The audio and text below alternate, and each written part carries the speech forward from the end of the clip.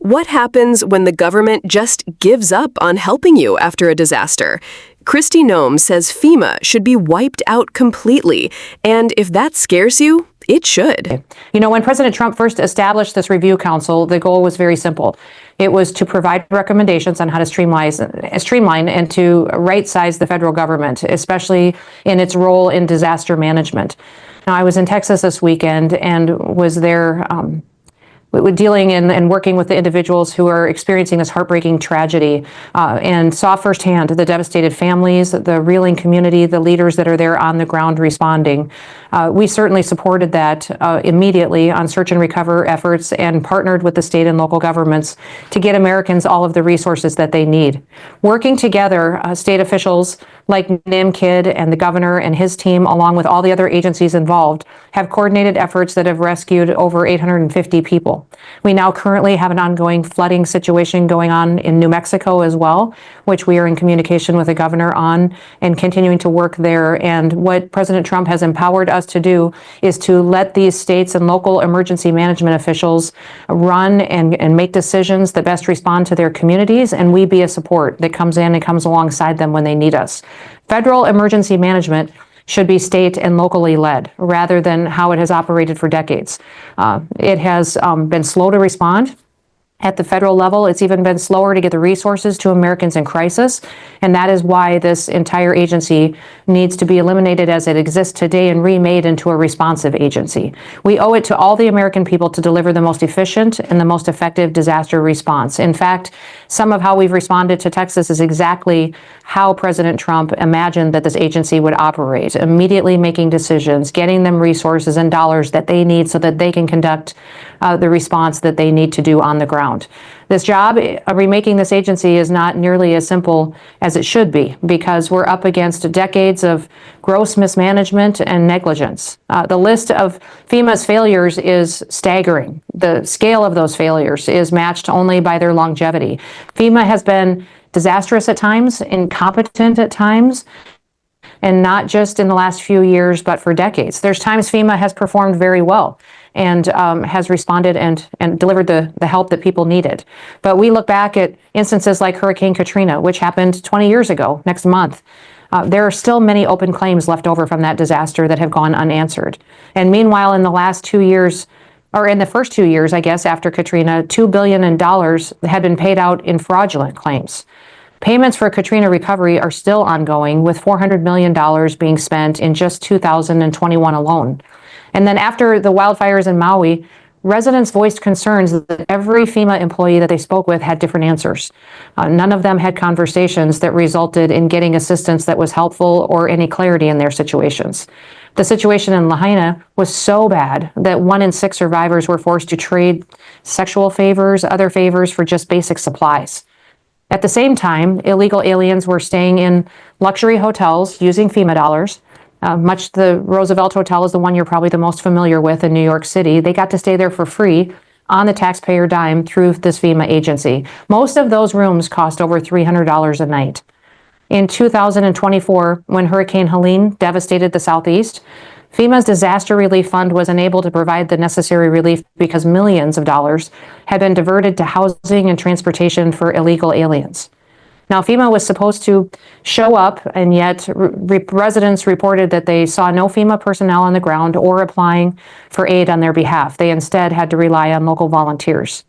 Right after Helene, Hurricane Milton also hit the Southeast. It was revealed that FEMA officials in Florida ordered relief workers to skip houses that had certain campaign signs, ones that had President Trump's name on them. And the workers responsible for that horrific act of discrimination have been fired. Politics has no place in disaster relief, and it won't in the future under our watch and under President Trump's watch. The American people deserve better, and they deserve better especially in times of disaster. The answer is going to be putting the federal government in its proper place, getting this bloated bureaucracy out of the way. And so that is why President Trump created this FEMA Review Council. The responsibility that you have is incredibly important.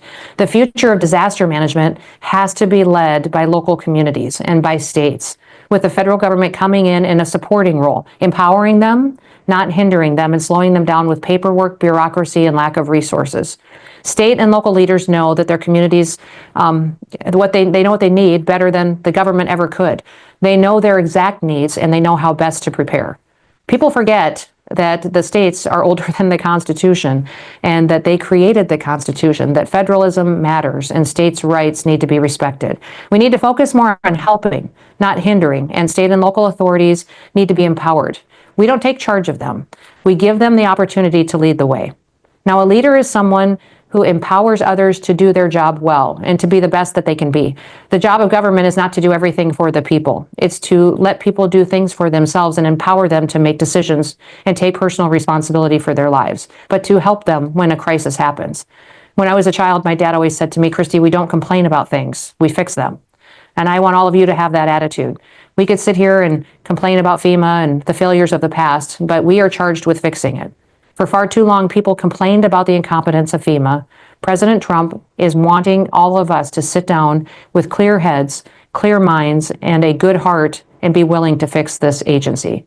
Together, we're going to revolutionize disaster response for the 21st century by going back to our founders' first principles and why that works. When American lives are at stake, failure is not an option. So I want to thank you all for what you're doing here. I ask that God bless your work and that we come up with the right answers for the American people. Our hearts and our prayers are with the people of Texas, the people of New Mexico, others that are going through a crisis today, and know that we will walk alongside them through this, but also that while we are doing that, that we use every opportunity in front of us to do better, to be better, and to continue to create opportunities that the United States of America can continue to be the best country leading the way in the world. So with that, I'll yield back. Thank you. What we just heard from Secretary Kristi Noem wasn't just another policy speech. It was a full-throated political takedown of FEMA, one of the most critical emergency response agencies in the United States.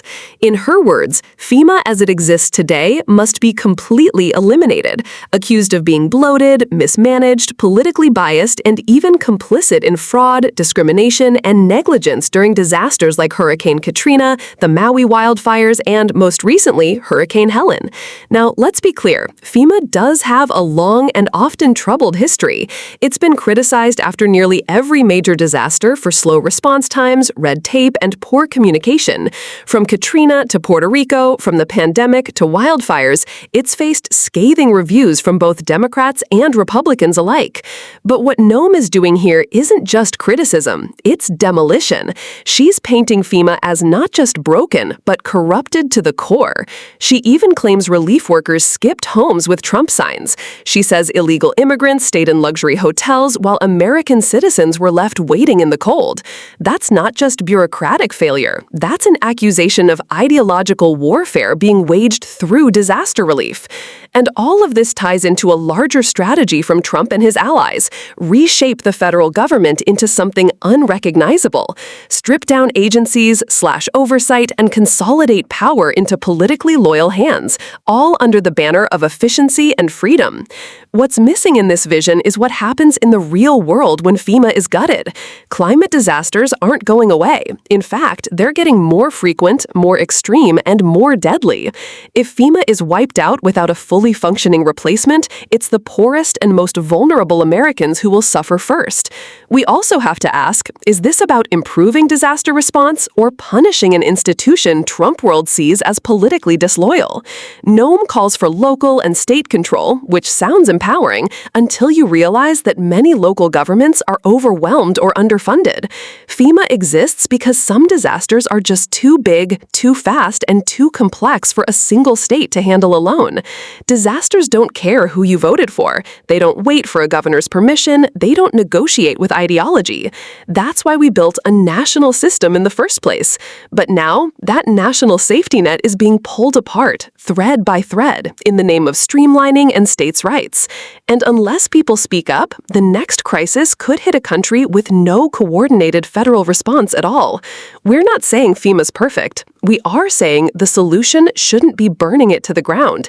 It should be fixing it with urgency, transparency, and leadership that actually values human lives over political points. If you think FEMA needs reform, but not destruction, if you believe disaster victims deserve better than chaos and partisanship, then it's time to speak out. Don't forget to like, share, and subscribe for more accountability coverage like this. This fight isn't about bureaucracy. It's about who gets saved when everything goes wrong.